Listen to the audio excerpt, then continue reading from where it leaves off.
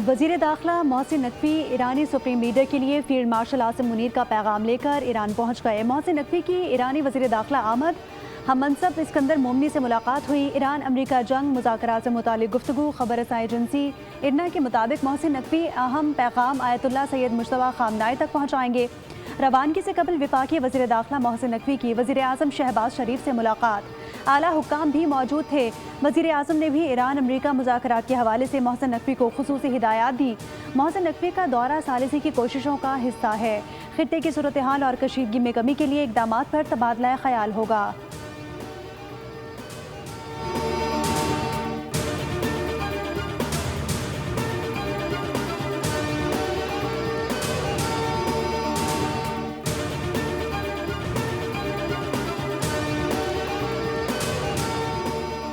Field marshal Syed Asim Munir की दावत पर लबनान के आर्मी चीफ रुडोल्फ हिकल फील्ड सरकारी दौरे पर पाकिस्तान के लिए रवाना।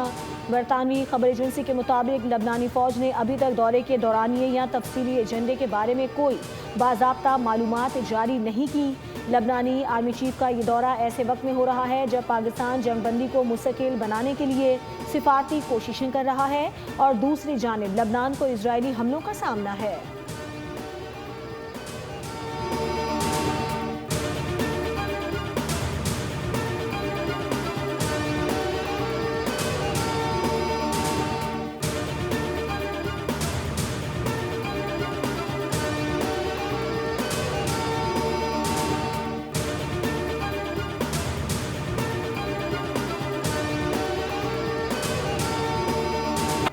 अपना हुर्मुज़ के अतराफ अमरीका और ईरान में फिर कशीदगी। अमरीका का ईरान के रेडार तंसीबात को निशाना बनाने का दावा। पासदाराने इनकलाब का भी जवाबी वार।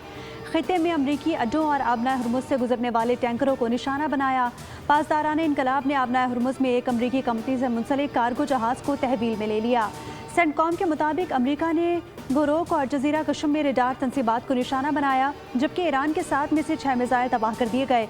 ईरानी पासदाराने इनकलाब ने खबरदार किया कि अमरीकी कार्रवाइयाँ जारी रही तो अपना हुर्मुज़ मुकम्मल बंद कर दी जाएगी, जिसका जिम्मेदार अमरीका होगा।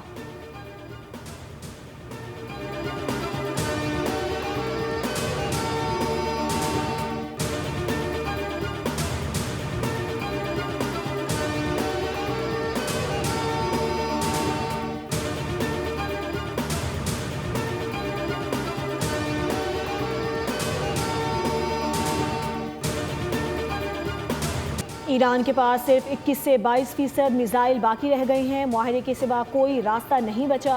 अमरीकी सदर डोनाल्ड ट्रंप का इंटरव्यू। कहा, जंगों और तनाज़ात के हल में वक्त लगता है और ऐसे मामलात फौरी तौर पर तय नहीं होते। दावा किया कि ईरान मुस्तकबिल में ऐसे इक़दाम करने पर मजबूर होगा जिसका उसने कभी तसव्वुर भी नहीं किया होगा। ईरान ने जंगबंदी के लिए किसी मुआहदे पर इत्तेफाक नहीं किया क्योंकि वो खुद को ताकतवर और गयूर समझता है, लेकिन मामलात अच्छे अंदाज में आगे बढ़ रहे हैं और मौजूदा सूरत हाल मज़बूत समत में आगे बढ़ रही है।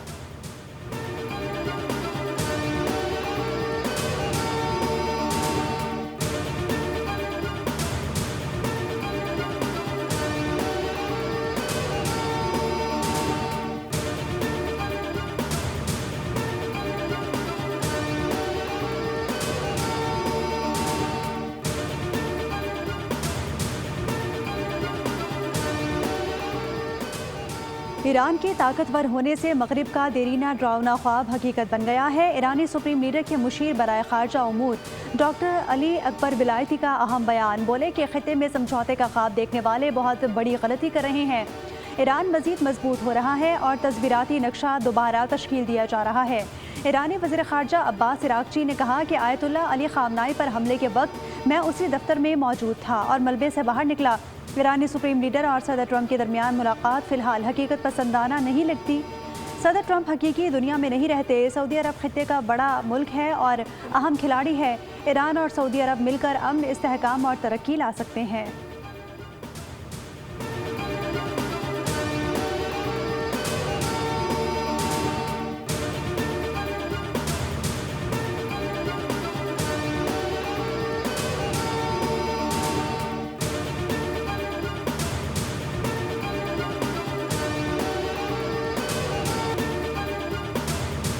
गिलगित बल्तिस्तान में इंतखाबी दंगल आज सजेगा। पोलिंग सुबह 8 से शाम 5 बजे तक जारी रहेगी। जिले इंतजामिया और इलेक्शन कमीशन की निगरानी में पोलिंग स्टेशन पर बैलेट पेपर्स, बैलेट बॉक्सेस और दीगर इंतखाबी सामान पहुंचा दिया गया। सिक्योरिटी के सख्त इंतजाम। इलेक्शन कमीशन के मुताबिक 24 नशिस्तों पर 403 उम्मीदवार मैदान में हैं। 396 मर्द और 8 खवातीन उम्मीदवार शामिल। 9,58,480 वोटर्स हक राय दही इस्तेमाल करेंगे। पीपल्स पार्टी के 23, नून लीग के 22, इस्तेहकाम पाकिस्तान पार्टी के 15, मुस्लिम लीग के 11, JUI फे के 9, MWM के 7, जमात इस्लामी और MQM के 6, जबकि 272 आज़ाद उम्मीदवार भी किस्मत आजमाएंगे।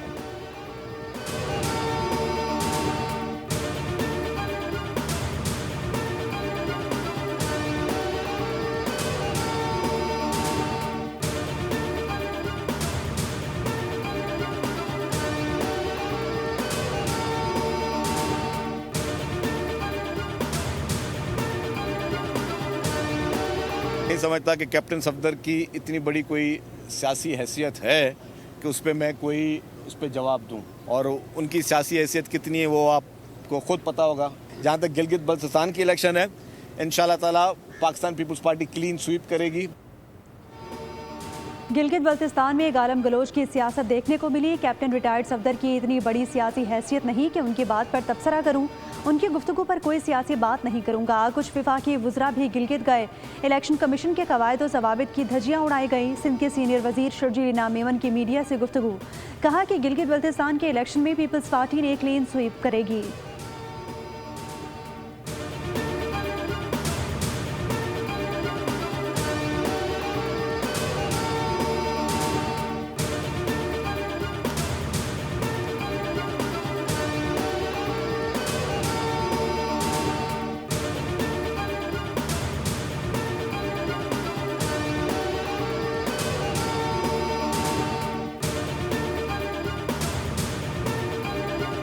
वफाकी हुकूमत ने बजट में सरकारी मुलाजमीन की तनख्वाहों में 10 से 15% इजाफे की तजवीज़ दी है। वज़ीर आज़म की ज़ेर सदारत गैर रस्मी इजलास में PSDP, टैक्सेस और तनख्वाहों और पेंशन में इजाफे पर मुशावरत की गई। वफाकी वज़ीर ख़जाना ने वज़ीर आज़म को बजट के अहम पहलुओं पर ब्रीफिंग दी। ज़राए के मुताबिक अफरात ज़र की शरह के तनासुब से तनख्वाहों में इजाफा किया गया है। वज़ीर आज़म ने हिदायत दी है कि दस्तयाब वसाइल की रोशनी में वर्किंग की जाए ताकि मुलाजमीन को ज़्यादा से ज़्यादा रिलीफ दिया जा सके।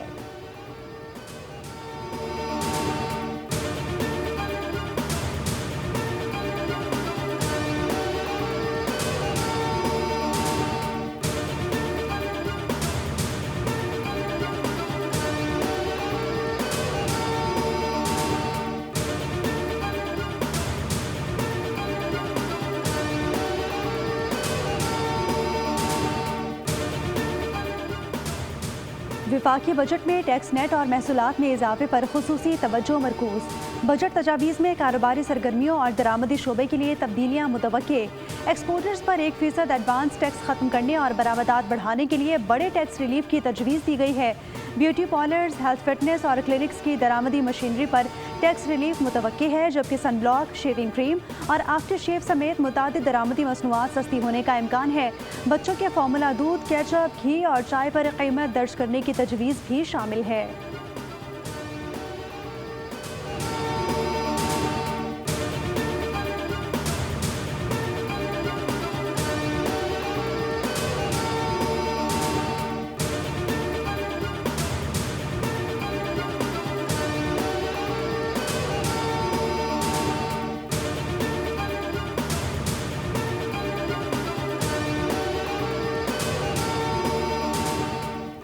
वज़ीर आज़म आज़ाद कश्मीर फैसल मुमताज़ राठौर का कलअदम जॉइंट अवामी एक्शन कमेटी के खिलाफ सख्त मौक़िफ़। कहा, रियासत ने कमेटी से निमटने का फैसला कर लिया है।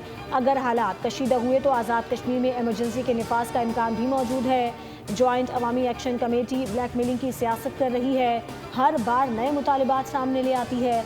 कायदे हिज़्ब इख्तिलाफ शाह गुलाम कादिर ने भी अवामी एक्शन कमेटी के बयानियों को मुस्तरद कर दिया। कहा, कमेटी ने पहले भी अमन व अमान ख़राब करने की कोशिश की, लेकिन अवाम ने एहतजाजी कॉल को रद्द कर दिया। पूरे आज़ाद कश्मीर में कारोबार मामूल के मुताबिक खुला रहा। अमन ख़राब करने वालों के खिलाफ क्रैकडाउन में 72 अफराद को गिरफ्तार किया गया है।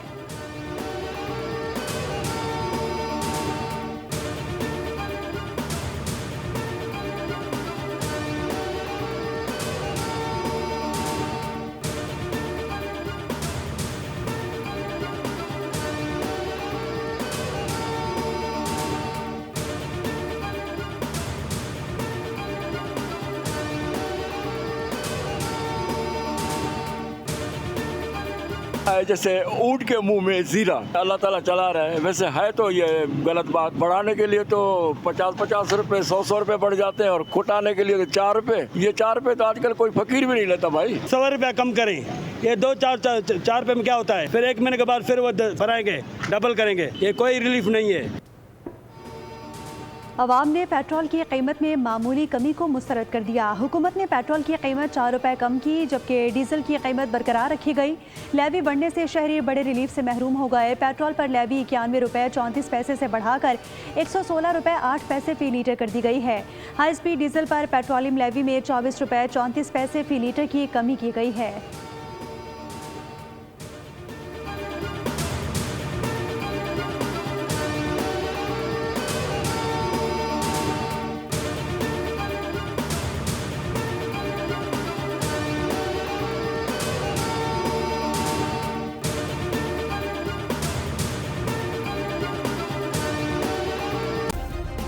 सब्सक्राइब करें और बेल दबाएं ताकि कोई खबर रह न जाए।